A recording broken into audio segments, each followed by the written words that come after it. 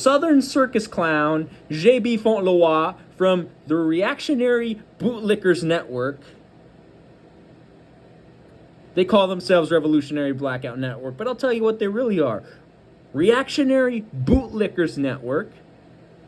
They're a bunch of liberal Zionist circus clowns that promote Shahid Buttar, you know, the Desi Zionist subversive from San Francisco.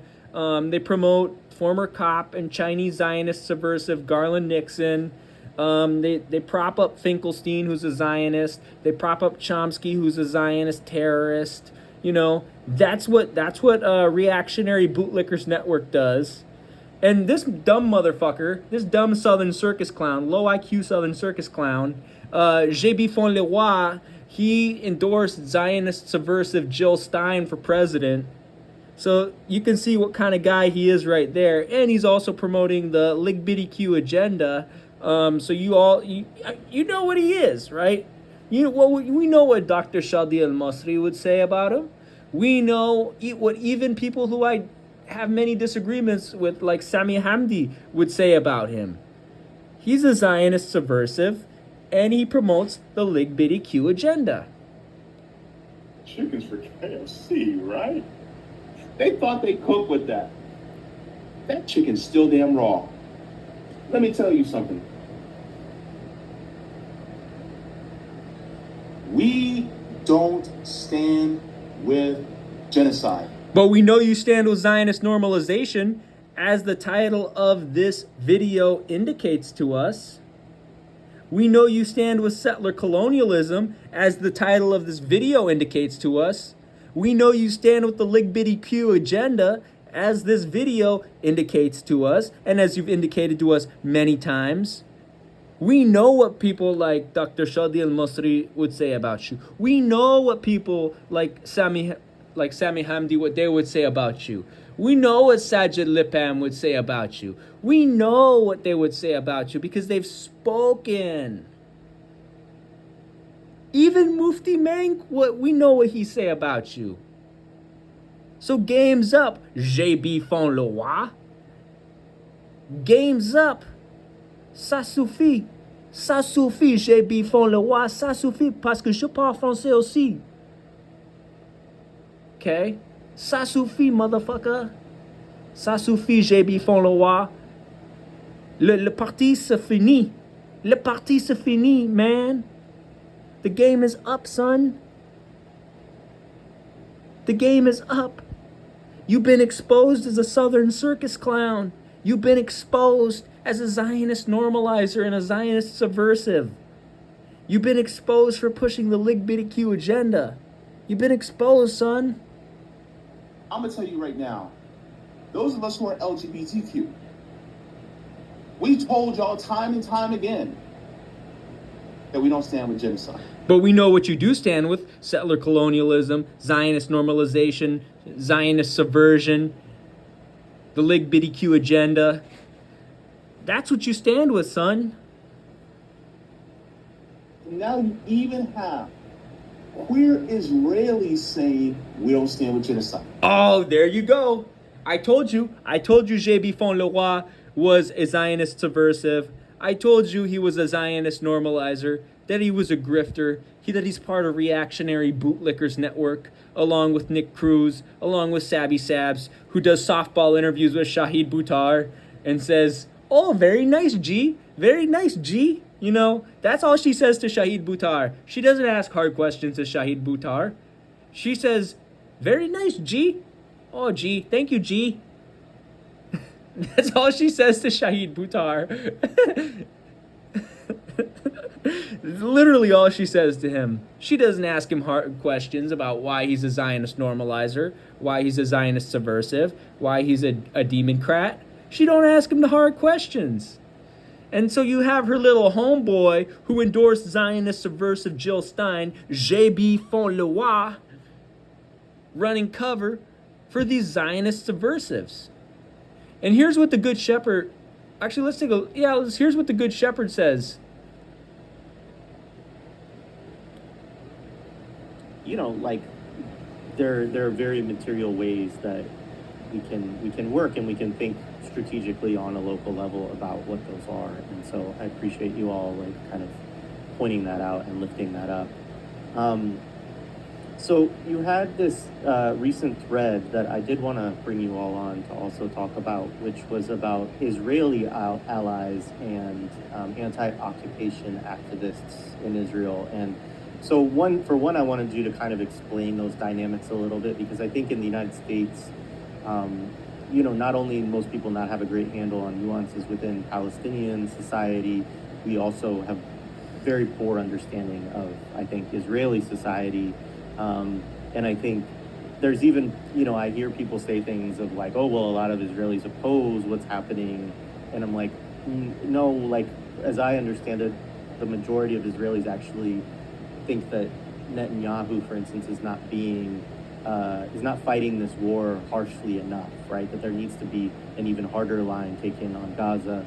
And so I think, that's obviously not the whole of society, but it does represent a large percentage of Israeli society. But you're speaking about some different segments, which are segments that might see themselves as so-called allies, which we have ally politics in the United States too, so people understand that concept, I think. And so yes, say a little bit about kind of what you were directly addressing, and also just help people understand a little bit about kind of who these people are, how significant are they within Israeli society as well? Yeah, I wanted to say thanks so much for this question, Jared, because I think we can't say enough about it. I think it's really important. And I think we kind of started to get into it a little bit in the last interview, but I'm always happy to talk about it because it's such a prevalent problem. So just like first, because you brought up the bit about there's a large percentage of Israeli society that approves of what's going on or wants it to be even more aggressive. So I got some statistics up. There was a poll in January. At the time, the official number of martyrs that was being reported was 25,000. 88% of Jewish Israelis polled in January believe that the number of deaths is justified. And then in February, there was a poll by the Israel Democracy Institute in which 63% of the respondents opposed a proposal for the state to agree in principle to the establishment of an independent, demilitarized Palestinian state. So I'm not going to go into the, what even we could imagine would be an independent, demilitarized Palestinian state at this point, or what, Israelis might imagine that to be. But I think it's really important because I think there are folks that believe like, oh, Netanyahu is this fringe, violent, horrible person. And so are the people we named like Smotrich and Ben-Gvir. And yeah, we can see how Israelis really think because they show us all the time. And I think they don't just show us all the time in these kinds of polls, right? I mean, one of the things that I think even for me and people around me that was surprising maybe is kind of realizing how deeply entrenched all Israelis are, in their connections to the genocide machine that's ongoing. Because even if you yourself, obviously not you, but even if an Israeli themselves is not,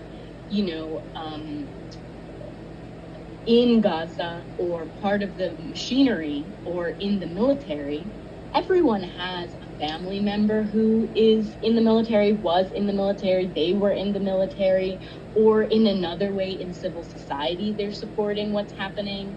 So even for the folks who we might consider like the fringe left, there are all of these structural connections and folks that are not going out of their way to distance themselves from that, to condemn that, to express, aggressively, or, I don't want to say aggressively, but to express very clearly their opposition to that, are not, are not opposed to it in practice. So I think that's just like important to say. But the threat itself was in response to a post, a really long post by an Israeli journalist who's reached some prominence before October 7th, but especially in the last few months, about, it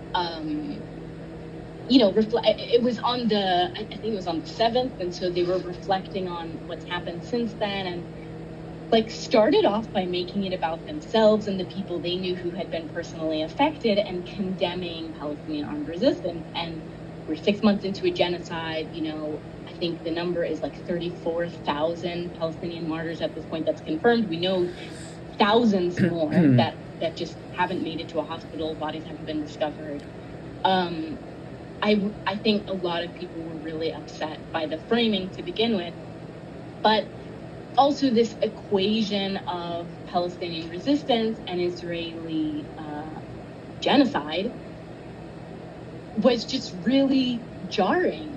And so sort of the background behind that is that there's this idea that there are Israeli leftists or Israeli non-Zionists or anti-occupation activists or whatever. And it's not just here, but because you said a lot of folks aren't familiar with the context, I think it's important to talk about here. And it's also not just Israelis. I mean, we're using the term Israeli loosely because it includes Americans and, other Westerners, mostly Americans, Canadians, people from the UK, Australia, who come here and take citizenship, right? Yesterday, and now they're Israelis today. That are part of this mechanism of peace building and solidarity and co-resistance on the ground. And in principle, they might provide some material value, right? In terms of journalism about villages that are going to be displaced or are displaced, about settler violence. Of course, they always differentiate between what is settler violence in the West Bank and themselves, who reside in stolen Palestinian homes in Haifa, in Tel Aviv, in Jerusalem. And so they create this binary of good Israeli, bad Israeli, which we talked about in that Ebb article. That I can be a settler and at the same time be on the side of Palestinians and not address any of the material resources that I'm personally benefiting from through theft, that my family has been benefiting from through violence. And there are a number of organizations, so just to name some of these organizations, there are organizations on the ground the Center for Jewish Nonviolence, Achvat Amim, but there are other normalization organizations that benefit from these interactions, Combatants for Peace, Seeds of Peace. I'm trying to think if there are any others that I really want to name at this moment. I'm sure they'll come to me. But so, there's a whole funding scheme around these folks, and they're always engaged in normalization, and they're always peace now. Thank you, Benna. Peace now. And they're B'Tselem, and they're always engaged in this funding scheme where they have to have Palestinians, right? Because they're peace organizations, so they have to have Palestinians. They find vulnerable Palestinians who they can, who are willing to say things for protection, for funding, for all of these different material resources. And then they get to, come online and have clout or, publish articles, and they build their brand off of these connections. A lot of these journalists who benefit from this role of Israeli leftist or whatever, and get to travel and get to make a lot of money and get to make documentaries and get to, have their name in fancy magazines and newspapers. They're only able to do that because they are associated with Palestinians, right? And so they create this career very much off of the back of Palestinians, off of the violence that's imposed on us. Well, it's not just that they're not personally targets of this violence on the structural level, but they are actually receiving privileges from this violence as settlers, right? And so they build these careers, and then they build this clout, And then they go on to say things like this. And it's not just this journalist, I'll just say his name, Yuval Abraham, who made this tweet, but it's a number of people, and it's not just Israelis. Because other organizations in the United States and the UK, for example, if not now, Breaking the Silence is another good one. Na'amod in the UK, they use these same figures as like redemptive Israeli leftists or whatever, and like place their voices, their narrative on the same level with Palestinians, even though Palestinians are the colonized party, the oppressed party, the party that is seeking liberation. So it's really very upsetting, not only because it's built off of this violence of like stealing wealth, stealing privileges, stealing resources, but it also is maintaining this theft because they personally become wealthy and voices that are privileged and that get to then, in the case of Yuval, condemn Palestinian resistance, right? Now, yeah, I think I'll end it there because I just want to emphasize that this violence is not just on the level of really building careers, cultivating resources, cultivating a name for yourself, really becoming a person with material wealth off of this violence, but that is used to delegitimize, to destroy, to tear down Palestinian meaningful engagement towards decolonization. Thank you. Yeah, I'll add just something really quick. Just on the epistemic or like the narrative thing of like using the token Palestinian. I thought that was quite interesting. What you said is that a lot of the times, you have these sort of, Palestinians that kind of function as tokens in those spaces. They're just used by institutions, whether Israeli institutions or Western institutions, to sort of solidify an idea, usually an idea that is, anti-Palestinian. And there's a really good piece by Ramzi Baroud who talks about this idea of, two types of... That's kind of ironic because Ramzi Baroud is a Zionist collaborator. He has collaborated with Zionist settlers such as Ilan Pappé. Ilan Pappé is literally a Zionist terrorist. Ilan Pappé was in the IOF. Ilan Pappé has made his career off of Palestinians, and he's a Zionist settler. So it's kind of ironic that it is Ramzi Baroud who wrote that article. Palestinians that, that are asked to, by media sources or just asked to speak on Palestine. And usually it's the, status quo Palestinian and the adversarial Palestinian. So the status quo Palestinian would be mainly the Palestinian that would be like supportive, or backed by the Palestinian Authority, would somehow, belong to, a Washington think tank and some other, U.S. think tank, and would have the moderate line on, Palestine. Palestinians are, suffering so much, but that's it. But I believe in equality, and this is apartheid, so we need equality and whatnot. And then you have the other Palestinian, the adversarial one, who ultimately has really antagonistic views, or like framed as having like really antagonistic views, really like strong, kind of radical, kind of non-moderate views. And then obviously they're being, they get asked to, come in and talk about Palestine, to be really, shunned by the media, to be, made to look like the dogmatic, other opinion, right? Because you want to sort of make the moderate line looks really like, nice and polished, but you want to look, to make the other person, adversarial Palestinian, look violent and make that look sort of unpleasant, that opinion or idea that they have, right? And so he writes, Baroud writes that this is all made to really solidify and consolidate and legitimize the platform. The idea is not that they want to give Palestinians or those who have dissenting, ideas a space to talk. It's really about basically legitimizing this idea of we bring the space for the other debate, this liberal or neoliberal really idea of providing space for the one that we don't agree with or the other. But it's really meant to sort of make the other look even worse.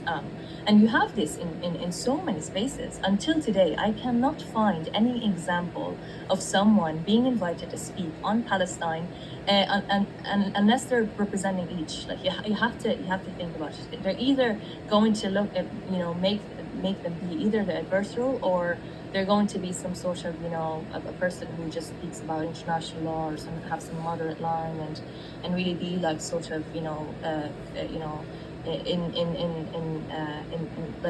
in relation or in connection to some international institution that is respectable or in conformity with international law.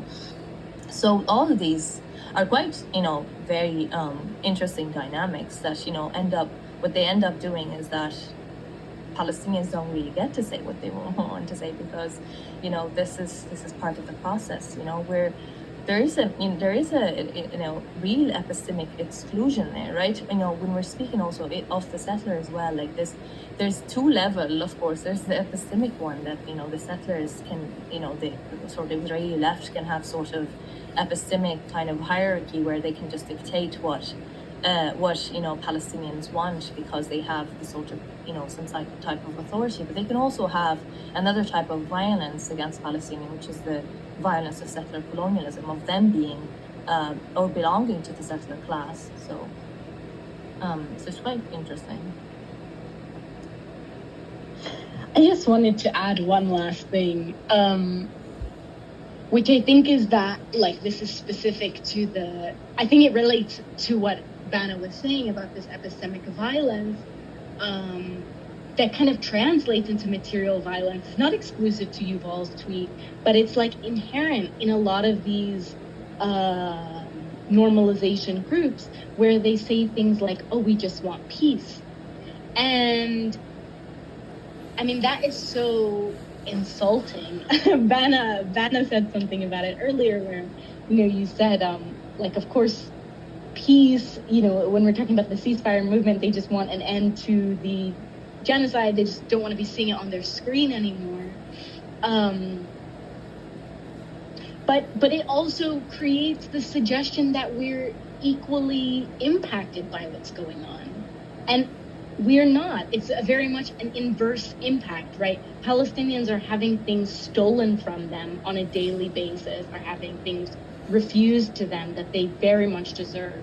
And it happens for the sake of privileging Israelis. So to suggest that we want peace, to suggest that there, in this case, I think he said 3 people he knew had been affected on October 7th. And I think we can talk about this more in a bit, but every Palestinian knows a martyr. Every Palestinian knows someone imprisoned, right? So to suggest that there's any parallel, I mean, especially now, everyone knows someone who has been directly affected by settler violence or is directly affected every single day.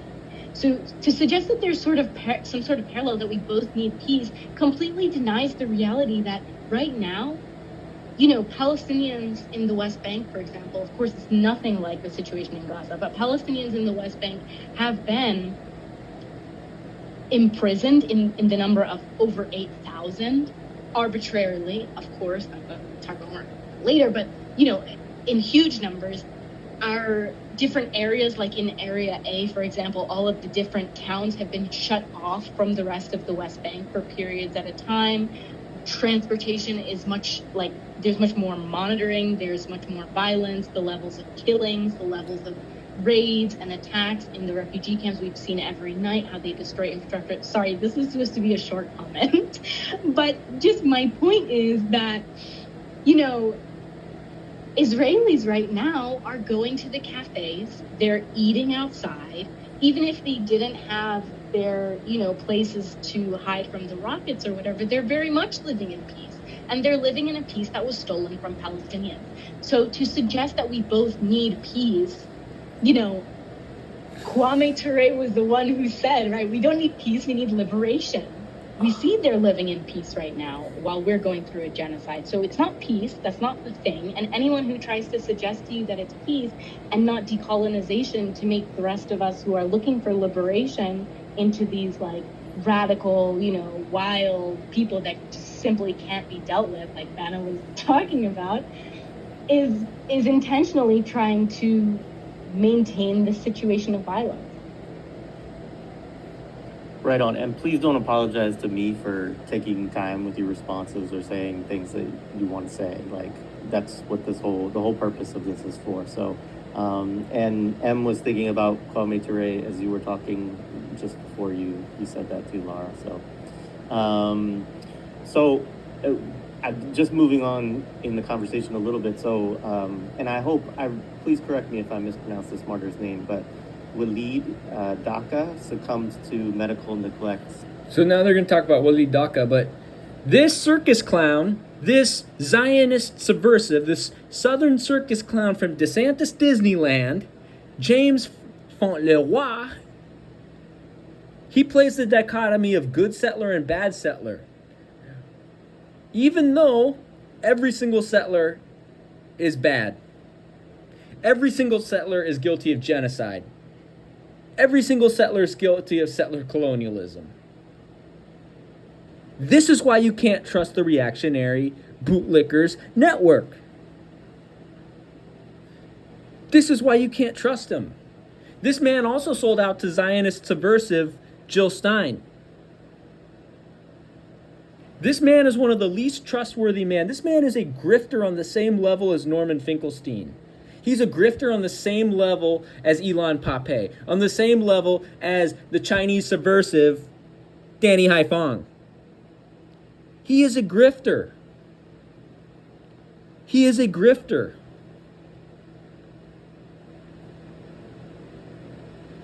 He is a grifter. He is a Zionist normalizer, a subversive, and a grifter.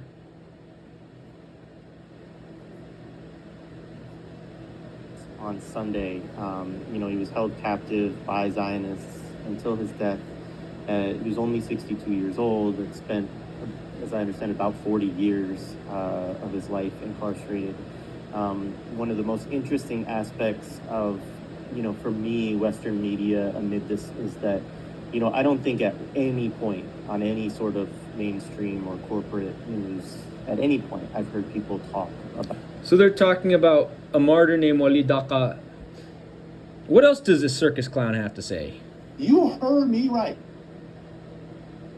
Queer Israelis. Shut the fuck up. You're just as bad as Rose Assaf.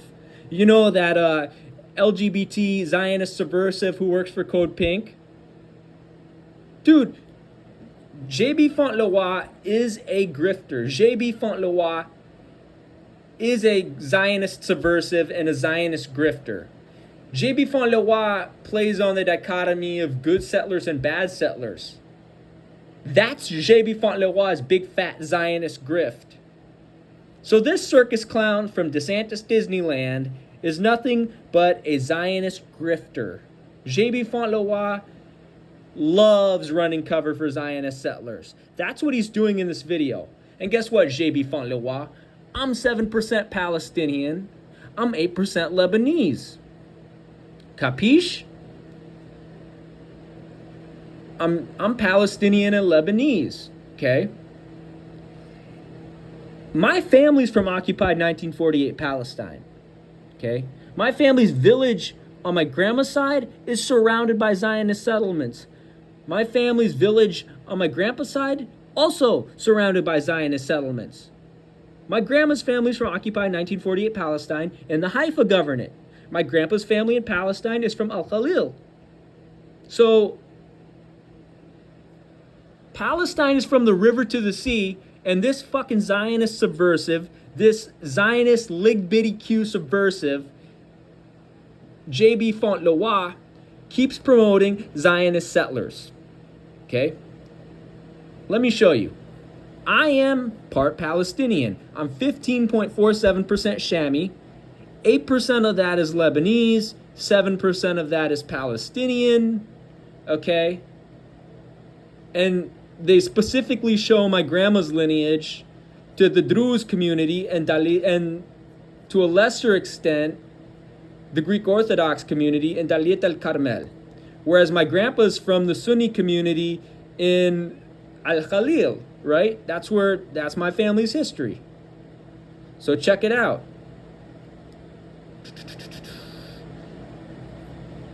On my grandpa's side, I cluster very well with Palestinian Sunni Muslims from Al-Khalil. On my grandma's side,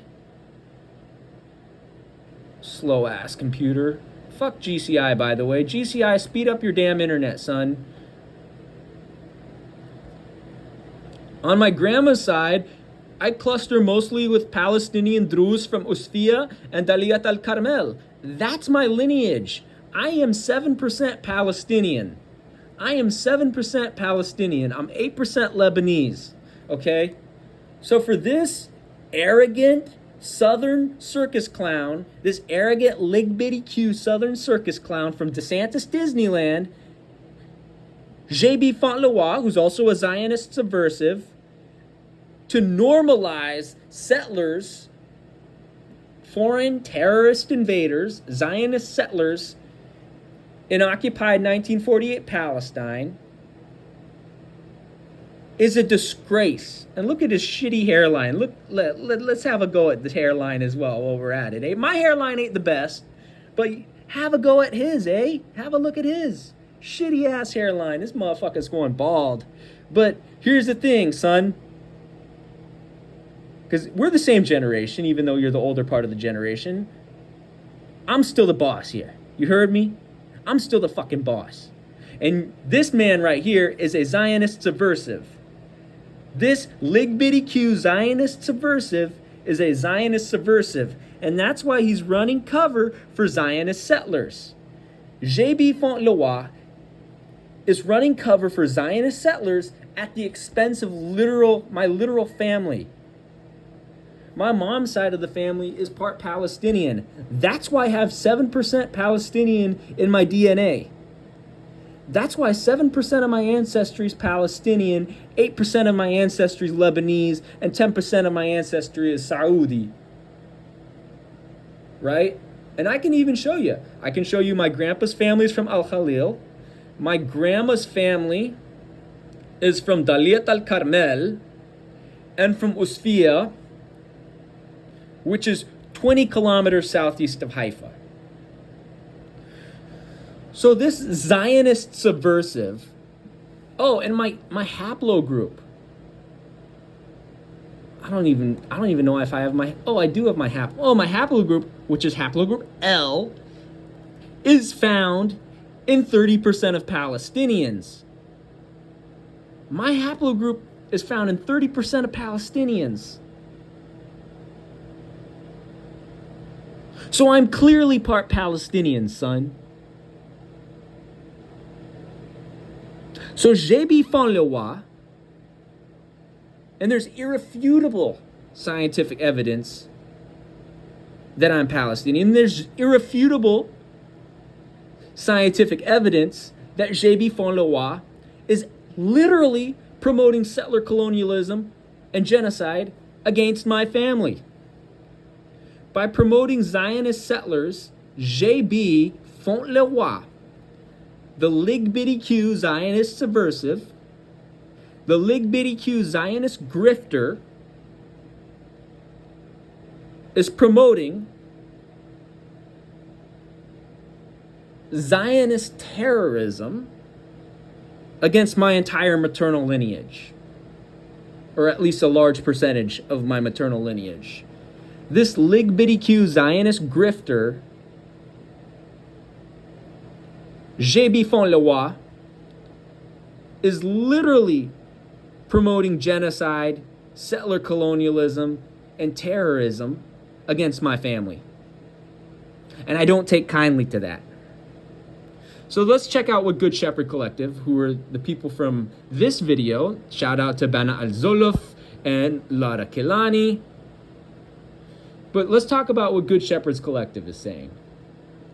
And they're on the Twitter machine at Shepherds for Good. Shepherds numeral 4 good. So, and then on the Twitter machine, this is from the 13th of November 2024. They say, stop paying settlers to do the work Palestinians have done for decades and are doing. Read some books, get connected to Palestinian news, connect with organizers. Stop paying settlers to mistranslate the reality and make careers off of genocide. This is not complicated. And actually, as a matter of fact, J.B. Fontleroy, whose ancestry goes to places like, Sierra Leone, Liberia, Togo, Benin, J.B. Fontleroy is a settler in America. So, are we surprised a settler Southern circus clown, who is a LGBTQ Zionist subversive, is running cover for settler colonialism, running cover for genocide, running cover for literal terrorism? This is what J.B. Fontleroy is doing. J.B. Fontleroy is a liberal Zionist, LGBTQ subversive. And that's why we must strongly oppose J.B. Fontleroy. So, J.B. Fontleroy and Reactionary Bootlickers networks are liberal Zionist subversives.